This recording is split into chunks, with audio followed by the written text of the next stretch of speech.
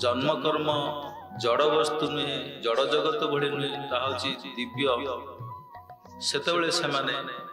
भगवान कहले जे ये संसार बंधन मुक्त होंगे जन्म कर्म च दिव्यम एवं जो व्यक्ति तत्वतः जे तत्वर सहित जाने एवं जानवा परे सी आ संसार को आउ थे मातृगर्भ प्रवेश करना से ये संसार बंधन मुक्त होकर परम गति को भगवत गति को प्राप्त हुए तेणु से भगवान जन्मलीला कृष्ण जन्मलीला की तत्व अच्छी कौन से रहस्य तो काली आम श्रवण करते समय अभाव जत्किंचित श्रवण करे जाओ भगवान आविर्भाव देवकी गर्भरु अष्टम गर्भ रे देवकी अष्टम गर्भ रे भगवान श्रीकृष्ण आविर्भाव होता ता पूर्व जो सप्तम पर्यंत जो 7टी गर्भ देवकी होता से संबंध में आलोचना कराइला जे जो 6टी पुत्र तांकर पूर्व जन्म होते से माने मरीचि ब्रह्मलोक निवासी मरीचि ऋषिंकर से 6टी पुत्र ब्रह्मांकर अभिशाप प्राप्त हो से जड़े जड़े देवकी गर्भ में आविर्भाव हो सी कंस हस्ते मृत्युवरण कर अभिशाप जो होता ब्रह्मांकर से मुक्त होते से भी देवकी पुत्र नुहति अभिशाप जो आ सप्तम गर्भ जो बलराम आविर्भाव होता तार अष्टम मास कृष्ण आविर्भाव तो ये सब जो कृष्ण बलराम जो आविर्भाव ये हूँ दिव्य पिता मातार संस्पर्श जो संतान मार गर्भ उत्पत्ति हुए बिना उत्पत्ति हुए वृद्धि पाए से कृष्ण तो ना कि बलराम तेणु से जो देवकी गर्भरु भगवान श्रीकृष्ण आविर्भाव होती रूप वर्णना कर रूप से आविर्भाव तमद्भूतम बालकम अंबुजी क्षण चतुर्भुजम शंख गदा युधायुधम श्रीवत्स लक्ष्मण गणशोभि कौस्तुभम पीतांबरम सांद्र वयोद सौभगम तेणु से जो प्रकार आविर्भाव होती अद्भुत बालक माने एमती संसार कौन बालक कोटी जन्म होबार किए देखने समस्ते 2टा हाथ रही जन्म होती किंतु ये चतुर्भुज रूप धारण करके जन्म कर किए कला गोरा है जन्म होती किंतु ये कला गोर नुहति मेघ श्यामल वर्ण एवं तांकर चतुर्भुज 4टी हाथ रे शंख चक्र गदा पद्म से धारण तांकर अस्त्र को धारण करके गलशोभी कौस्तुभम कौस्तुभमणि जो समुद्र मंथन प्राप्त होता भगवान ताको निरंतर तांकर गला धारण करते से कौस्तुभमणि को से धारण करके शिवश्च लक्ष्मण शिवश्च चिन्ह पीतांबर एवं पीतांबर धारण कर ये सब सहित अस्त्र वस्त्र सब सहित ही आसी कई वस्त्र तैयारी पिंधे ना कि कौट से अस्त्र मागिक आना स्वयं निजर से वस्त्र धारण जो ये प्रकार भगवान श्रीकृष्ण आविर्भाव है कंसर कारागार वसुदेव प्रथम दर्शन कले वसुदेव दर्शन कर स्तुति कले देवकी स्तुति कले देवकी जो स्तुति कले कहले प्रभु आपणकर जो ऐश्वरिक रूप चतुर्भुज रूप धारण कर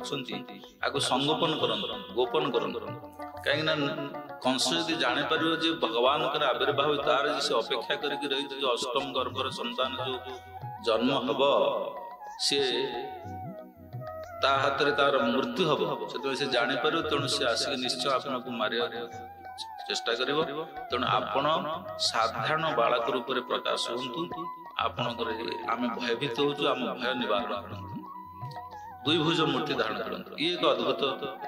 रहस्यमय कथा जे आविर्भाव हेले चतुर्भुज संगे संगे से द्विभुज रूप धारण कले द्विभुज रूप धारण करने पूर्व देवकी कहले देख पूर्व जन्म तुम्हें स्वयंभुव मन्वंतर तुम्हें पूर्व सर्गे भू पुरुषनी स्वयंभुव सती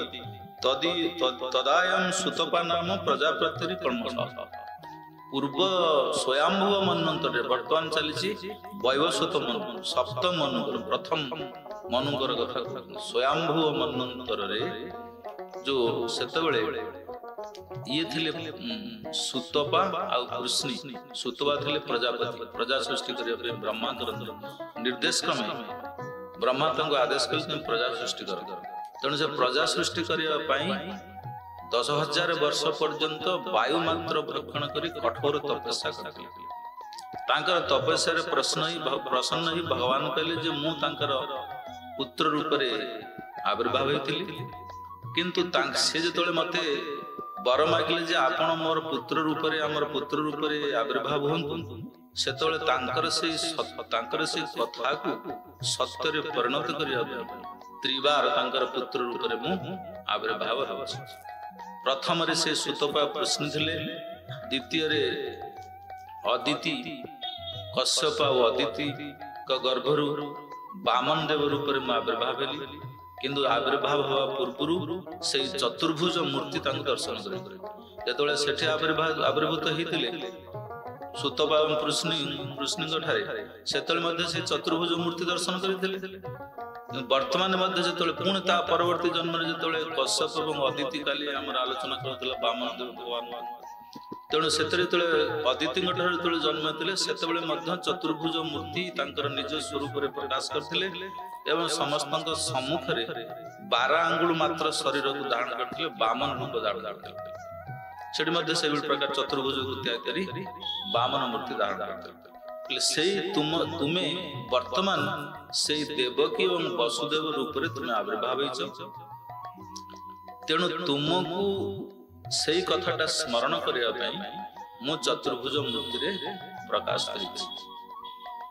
चतुर्भुज मूर्ति जो प्रकाश कहले एवं से संगे संगे से द्विभुज मूर्ति धारण कले द्विभुज मूर्ति जो धारण कले से मूर्ति कौट आसला कारण चतुर्भुज मूर्ति तो क्षमता नहीं द्विभुज मूर्ति धारण कर आसला कंसर कारागार मध्य जो द्विभुज मूर्ति धारण कले से जोगमाया को आदेश कर समय जिते देवकी ठारू ये चतुर्भुज मूर्ति प्रकाश होती ठीक से समय जशोदा गर्भर